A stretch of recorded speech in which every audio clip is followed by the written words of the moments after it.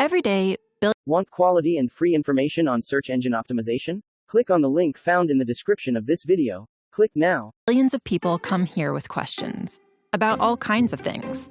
Sometimes we even get questions about Google search itself, like how this whole thing actually works. And while this is a subject entire books have been written about, there's a good chance you're in the market for something a little more concise. So let's say it's getting close to dinner and you want a recipe for lasagna.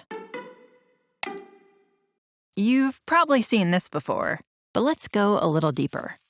Since the beginning, back when the homepage looked like this, Google has been continuously mapping the web, hundreds of billions of pages, to create something called an index. Think of it as the giant library we look through whenever you do a search for lasagna or anything else. Now, the word lasagna shows up a lot on the web. Pages about the history of lasagna, articles by scientists whose last name happened to be lasagna, stuff other people might be looking for. But if you're hungry, randomly clicking through millions of links is no fun. This is where Google's ranking algorithms come into play.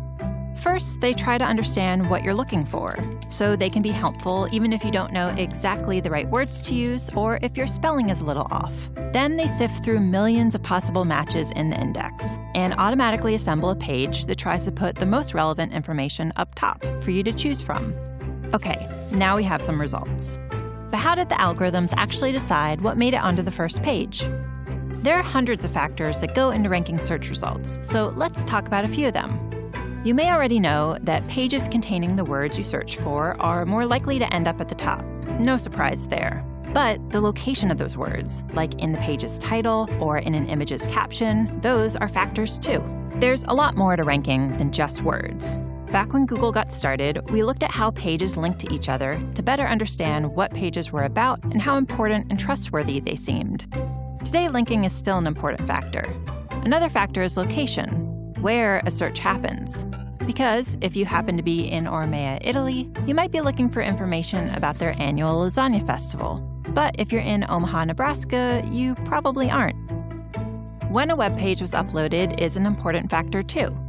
Pages published more recently often have more accurate information, especially in the case of a rapidly developing news story. Of course, not every site on the web is trying to be helpful. Just like with robocalls on your phone or spam in your email, there are a lot of sites that only exist to scam, and every day scammers upload millions more of them. So just because instantvirusdownload.net lists the words lasagna recipe 400 times, that doesn't mean it's going to help you make dinner. We spend a lot of time trying to stay one step ahead of tricks like these, making sure our algorithms can recognize scam sites and flag them before they make it to your search results page. So let's review. Billions of times a day, whenever someone searches for lasagna, or resume writing tips, or how to swaddle a baby, or anything else, Google software locates all the potentially relevant results on the web, removes all the spam, and ranks them based on hundreds of factors like keywords, links, location, and freshness. Okay, good time to take a breath. This last part is about how we make changes to search, and it's important. Since 1998, when Google went online, people seem to have found our results pretty helpful. But the web is always changing, and people are always searching for new things. In fact, 1 in every 7 searches is for something that's never been typed into the search box before, by anyone, ever. So we're always working on updates to search, thousands every year. Which brings up a big question. How do we decide whether a change is making search more helpful? Well, one of the ways we evaluate potential updates to search is by asking people like you. Every day, thousands of search quality raters look at samples of search results side by side, then give feedback about the relevance and reliability of the information. To make sure those evaluations are consistent, the raters follow a list of search quality evaluator guidelines. Think of them as our publicly available guide to what makes a good result good. Oh, and one last thing to remember. We use responses from raters to evaluate changes, but they don't directly impact how search results are ranked. So there you have it.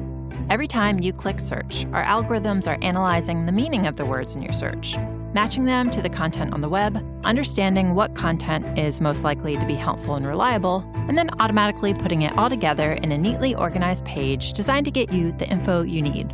All in, 0.81 seconds? Wow. Anyone else ready for dinner? Interested in learning more? We've got a whole website dedicated to how search works. Just click right here. Want to read the Search Quality Rater guidelines for yourself? Click right here.